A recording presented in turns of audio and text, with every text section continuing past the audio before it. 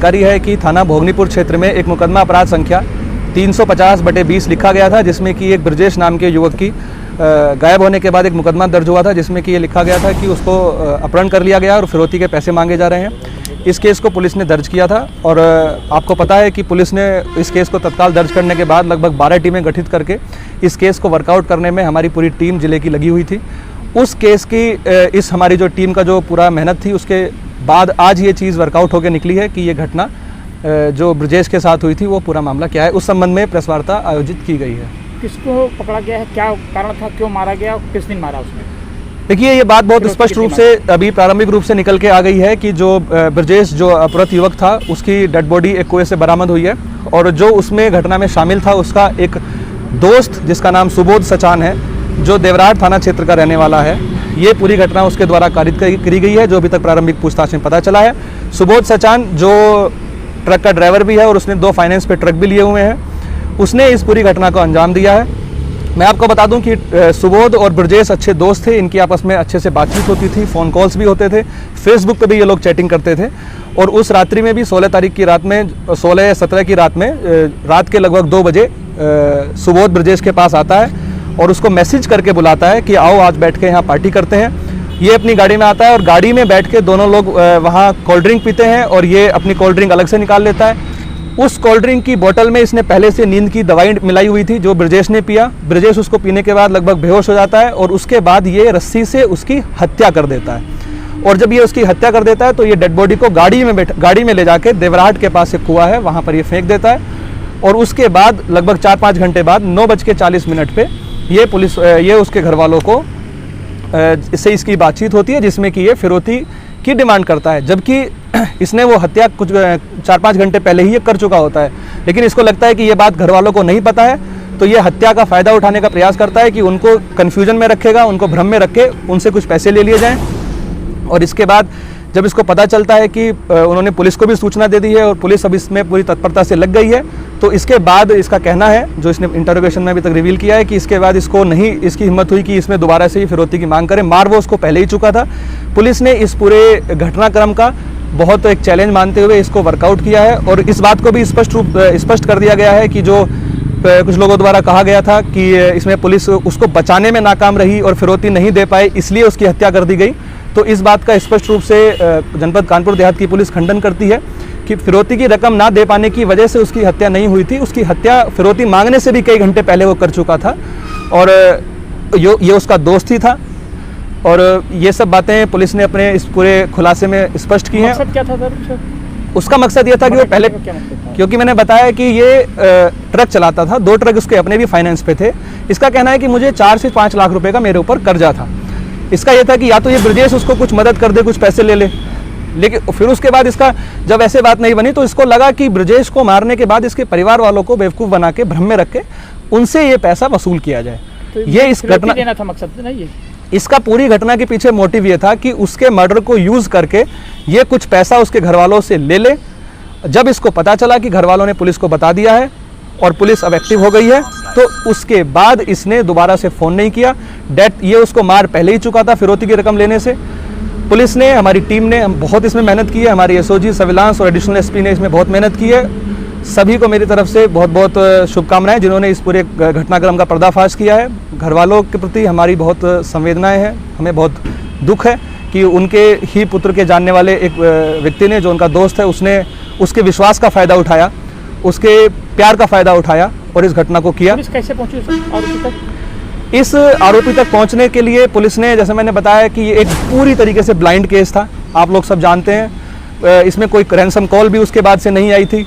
चारों तरफ से इसमें कोई लीड हमें नहीं मिल रही थी, लेकिन बहुत टेक्निकल तरीके से और कुछ सर्विलांस और इलेक्ट्रॉनिक्स के जो कुछ चीज़ें होती हैं, तरीके मेथड्स होते हैं, उनको हमने बहुत इफेक्टिवली यूज़ किया है। तभी मैं कह रहा हूँ कि हमारी सर्विलांस की टीम इसमें बहुत बड़ी बधाई की पात्र है।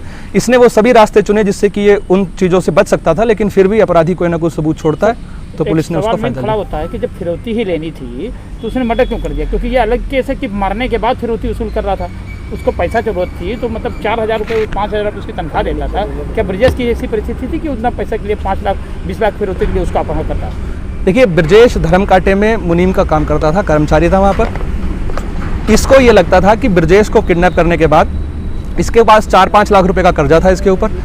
इसका ये कहना है कि इसको लगता था कि मैं 20 लाख रुपए मांगूंगा, कुछ ना कुछ मुझे वहाँ से मिलेगा और मैं अपने कर्जे से छुटकारा पाऊंगा और मुझे कुछ पैसा एक्स्ट्रा और मिल जाएगा। किसी के पास कितना रुपया है ये एग्जैक्ट इसको हो सकता है कि अंदाज़ा ना हो, लेकिन इसको ये कंफर्म था कि इसको कुछ ना कुछ पैसा वहाँ से मिलेगा और ये अपने कर्जे से बच पाएगा। तो अकेले इसने अपहरण का पूरा प्लान रख दिया? हाँ, जैसे मैंने आपको बड़ी डिटेल में बताया था कि इसने पहले से प्लानिंग कर ली थी। इसने नशीली नींद की गोलियां इसने कोल्ड ड्रिंक में मिला ली थी। जब नींद की गोली उसने मिला दी तो उसके बाद जो रेजिस्टेंस होता है, जो विक्टिम उसके साथ रजिस्ट करता, उसकी संभावना लगभग खत्म हो गई। लेकिन फिर भी जब उसने उसका गला दबाने का प्रयास किया तो उसमें इसको उसने दांत में उसके दांत से उसने काटा है, जिसका उंगली पे इसका निशान भी पाया गया, जिसको मेडिकल परीक्षण के लिए हम भेजेंगे। अच्छा, पुलिस पे एक सवाल और उठ रहा है कि जब उसका अपहरण हुआ था, खुद पीड़ित पक्ष था, तो उसके भाई का आरोप था कि हमको ही पुलिस ले गई और उसके बाद हमारे साथ मारपीट, मेरा हाथ तोड़ दिया। तो क्या लगता नहीं कि एक मतलब अपहरण पीड़ित पक्ष के साथ ही पुलिस की ज्यादती हो गई और पुलिस का नाम खराब हो गया इसमें? देखिए, ये मैंने उस दिन भी स्पष्ट किया था। शायद आपने वो वाली बात से हो सकता है कि मिस कर गए हो। वो मैंने उस दिन भी स्पष्ट किया था कि जो वो उसके भाई की बात की जा रही है, वो उसके परिवार में एक फुफेरा या मौसेरा भाई लगता है और उसमें पुलिस द्वारा उसके कोई मारपीट नहीं की गई थी। ये बात उसके घर वालों के द्वारा भी सत्यापित कर दी गई थी। ये आसपास के लोगों ने भी बता दिया था कि उसको जो मारपीट, उसको जो चोट है वो पुलिस के द्वारा मारपीट में नहीं आई थी। उसमें जो चोट का कारण था वो दूसरा था, वो उस दिन भी स्पष्ट कर दिया गया था। तो इसका तो पूरी तरीके से हमने पहले ही खंडन कर दिया। सर, इसमें कुछ मानते हैं कि कुछ जैसे प्रवाही तो नहीं कह सकते हैं, लेकिन पुलिस ने जैसे 6-7 दिन लग गए हैं इसको यहाँ तक पहुँचने में के लिए, तो कोई खास क्लू मिला जिससे आप उस तक पहुँचे? क्या रहा था, मतलब कैसे पहुँचे वहाँ तक? जी, देखिए, मैं बहुत स्पष्ट कर दूं कि मुझे अपनी पूरी पुलिस टीम पर गर्व है कि उन्होंने इस ब्लाइंड केस को वर्कआउट किया है। और जो शुरुआत में हमारी टीम डिमोटिवेट हुई, मोरल डाउन हुआ कि जब उसमें कहा जा रहा था कि पुलिस ने लापरवाही की, तो पुलिस की लापरवाही जैसी कोई बात नहीं है। घटना जैसे उसको बुलाया गया उसी के 1-1.5 घंटे के अंदर उसने उसको मार दिया। बल्कि पुलिस टीम इस चीज़ के लिए मैं अपनी बार-बार बधाई देता हूं कि उन्होंने इस ऐसे ब्लाइंड केस को वर्कआउट किया जो एविडेंसेस जनरली नहीं दिखाई देते हैं, नहीं मिलते हैं, उसको भी उन्होंने खोजा। 18 घंटे हमारी टीम ने इसमें रात में जाग के मेहनत करी है। लगातार मॉनिटरिंग इसमें सुपरवाइजरी ऑफिसर्स ने, हमारे आईजी सर ने, हमारे एडीजी सर ने, इनफैक्ट डीजी ऑफिस से इसमें मॉनिटरिंग हुई है। सबने बहुत मेहनत करी है और कुछ एविडेंसेस ऐसे होते हैं कि जिनको बहुत बारीकी से अगर काम किया जाए तो निकलते हैं, और वो निकले। और इसका पूरा श्रेय हमारे सीनियर ऑफिसर्स को और हमारी पूरी पुलिस टीम को लगता है कि मतलब इतने नज़दीक कातिल था, सबसे लास्ट उसकी बातचीत उसी के साथ सोता भी था, इसके बावजूद मतलब 6-7 दिन लग गए पूछने में, तो काफ़ी स्टडी करनी पड़ी। क्या खास पॉइंट्स जैसे पहुंचे वहाँ पे? जी, जैसे कि मैंने बताया ना कि ये इस तरह के अपहरण या मर्डर के जो मामले होते हैं, इसमें जब तक कि आपके पास कोई कॉन्क्रीट एविडेंसेस ना हो, उनके बिना किसी को जेल भेज देना या किसी घटना का खुलासा करना वो जल्दबाजी होती है। तो पुलिस अपना काम बहुत धैर्य से और बहुत सिस्टमेटिकली तरीके से कर रही थी। मैंने 48 घंटे पहले ये बात आप लोगों से कही थी, मैंने अपने वर्जन दिया था कि उसके हमारे पास कुछ इंपॉर्टेंट क्लूज हैं और हम इस घटना का बहुत सही और इफेक्टिव वर्कआउट करेंगे। जो सच है उसको हम मीडिया के सामने लेके आएंगे। तो ये टीम को श्रेय जाता है कि उन्होंने ये मेहनत की और जो सच था वो हम लेके आए। बाडी सर, इसका मतलब अपहरण की वो फिरौती की बात नहीं कर सकते, सीधे उसका मोटिव मर्डर ही कहा जाए क्या? जैसे मैंने बताया ना, मर्डर को फिरौती के लिए यूज करना, अब इसमें जो सेक्शंस में जो चेंज आएंगे वो हम एक अपने लीगल एडवाइजर से बात करके उसको इफेक्टिवली इन्वेस्टिगेशन में यूज किया जाएगा। बताइए निशानदेही जी, हमने अभियुक्त की निशानदेही पे जो हमारा अपराध था, उसकी जो मृतक था उसकी हमने डेड बॉडी बरामद की है। उसकी जो गाड़ी जिससे वो लेके गया है हमने उसको भी बरामद कर लिया है। और जो भी आगे रिकवरी होनी है वो हमारी टीम अभी लगातार उस रिकवरी को करने का प्रयास कर रही है। सारी चीज़ें हम लोग उसको रिकवर करके जल्दी आपको सवाल और आता है सर कि उसने फिरौती का प्लान कहीं समझे कानपुर वाली घटना को देख के बना लिया वो प्लान कि वहाँ 30 लाख मांगा गया था, उसको कैसे उसको मतलब लगा कि अपने साथी का फिरौती कर लिया जाए क्या? देखिए, मैं आपको जैसे इतना कम नोटिस पे हम लोग प्रेस कॉन्फ्रेंस कर रहे हैं, अभी हमारी टीम वहाँ रिकवरी और सारी चीज़ें कर ही रही है। तो हो सकता है कि जब इंटरोगेशन होगी तो कुछ फैक्ट्स निकल के आए, तो अगर वो आते हैं तो मैं आपको डेफिनेटली अवगत कराऊंगा।